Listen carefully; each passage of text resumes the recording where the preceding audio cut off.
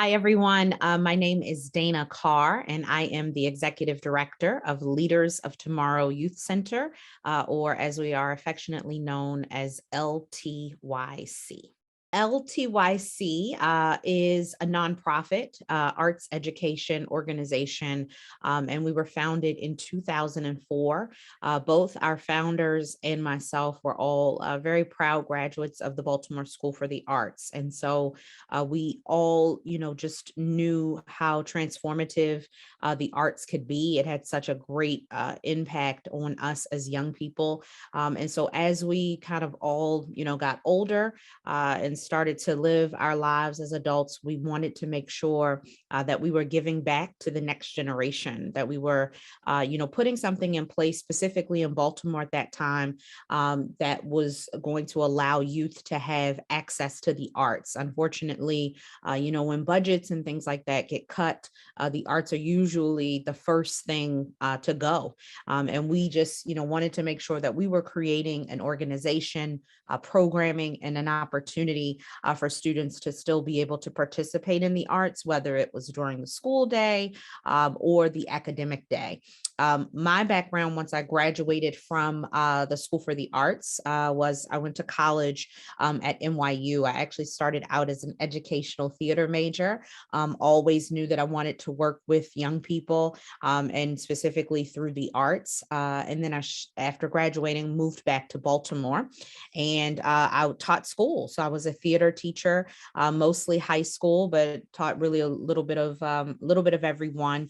I had started to work with LTYC as a teacher, and then started supervising just the theater teachers and then all of the teachers, and then became the executive director in 2015 when I officially came out of the classroom. So we are, busy, have been busy for over the last decade working in Baltimore City schools and around Baltimore City neighborhoods to just really, again, make sure that students and families are being impacted positively through the arts. The arts impact people in just so many different ways and so many positive ways. It is number one, just an amazing way for students to be able to express themselves in a positive way. We've worked with countless young people who come to us and, are not very verbal and, don't really want to do a whole lot of talking. But again, through working together, which is another thing that the arts allows us to do, that collaboration, they feel comfortable, being able to speak in front of a crowd with other people. They're able to articulate their ideas. The arts is all really about critical thinking and problem solving. And of course, you have to be creative. You have to think through things. You have to be flexible. So really, when we think about even the next chapter for our young people and when they are in this post-secondary world, whether they are going to college or, going to work for someone or even starting a business of their own, the arts is giving them such practical, real life skills that they are going to need, especially when we talk about 21st century skills and, what people are looking for, employers in particular, for, people that they want to work with. In response to the pandemic, as most businesses, nonprofit organizations, small businesses, we had to do a lot of shifting. Traditionally, our programs are all provided in person.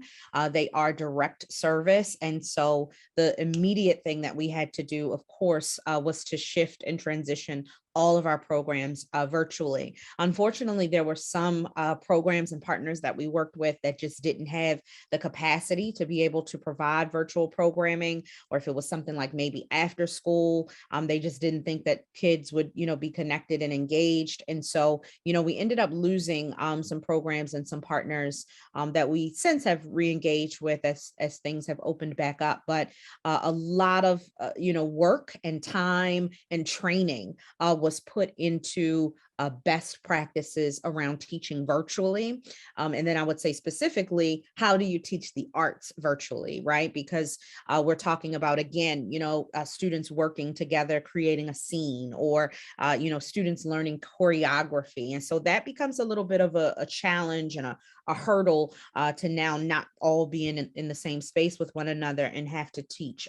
Visual arts was an entirely other challenge, because students need materials. And so we had to did a lot of shipments and working with partners to ensure that students would have the materials that they needed, the same materials that the instructor who would be teaching virtually would have, so that they could have, really the best and most engaging experience that we could provide in a virtual setting. We set up 5 different learning hubs where we served approximately 150 middle school students. And as a result of that, not only were they online doing their learning each day, but then we as an organization created supplemental curriculum around college and career readiness, social emotional learning, and also social justice. And so students participated in those lessons on a weekly basis, and then they also received enrichment Monday through Friday. So, we really always try to make sure that we are responding to the need of the community or the school. And so, again, just had to make quite a few shifts during the pandemic to make sure that we were still actually addressing, what people needed at that time. My greatest accomplishment with this organization and with this work, I would probably say it's a tough question because anytime I go into a classroom and see, great teaching and see students who are engaged and again, are making connections and progress and have, not only the artistic skills and techniques, but they have these great life skills. They've built relationships with their teachers. That's always an accomplishment, right? And that ranks really high on my list. And fortunately, I get to, see experiences and have experiences like that, pretty regularly. But another thing that comes to mind is a program that I was also fortunate enough to develop with the School for the Arts. We're a very proud alum. It was always important for us to connect back with them as a partner. And so I created a program called Teachers of Tomorrow. And it is a program that is really focused on cultivating young high school students who have an interest and passion in teaching the arts. And that program was really inspired by my experience being 16 or 17 and being very clear at that point. I want to teach, theater. I want to teach young people how to act and how to create. And there not really being any program, even at the school at that time, that cultivated that interest, and that passion that I had, and said, here's how you can start to, work on that now. I would love for the legacy of LTYC in Baltimore to be that we were or are, an arts education organization that cares about the community. We are young, led. We won't be young forever, but that is definitely a part of the legacy. We are Black led.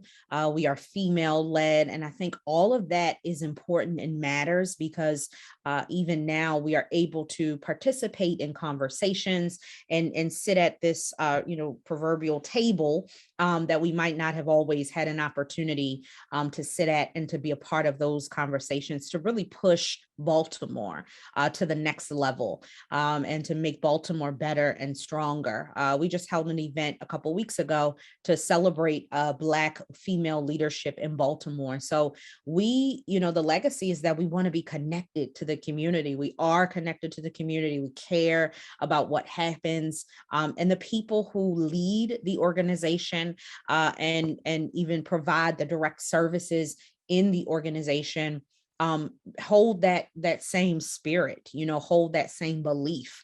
We want to see children excel. We believe that there, is great talent here in Baltimore. Baltimore has gotten, a bad rap. You look and turn on the news sometimes, and I have friends that, live away and they're like, oh, Baltimore. But we know that there is, there are great things happening here and there are great people here. And so I think that, our legacy is really evoking that from the city, using the arts as a tool, again, to connect people, to get people thinking creatively, and just to have that spirit of giving back and wanting to be impactful for the people that come after us.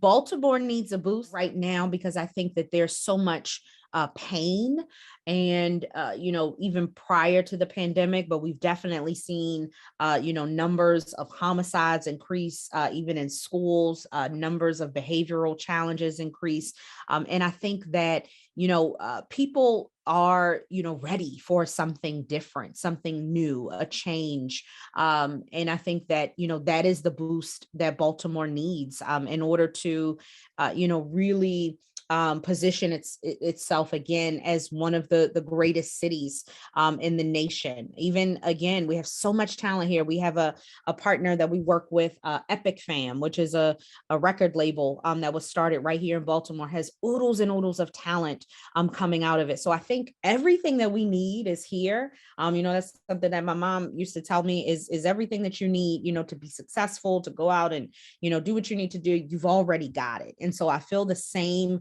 with Baltimore. We have it all here. It's just really that collaboration and us coming together. And I tend to think that is really the boost, right? Is that we're putting all of our resources and expertise and skills and talents together to really, determine how we can be impactful. And again, just, continue to grow and to strengthen and make Baltimore, just the best ever.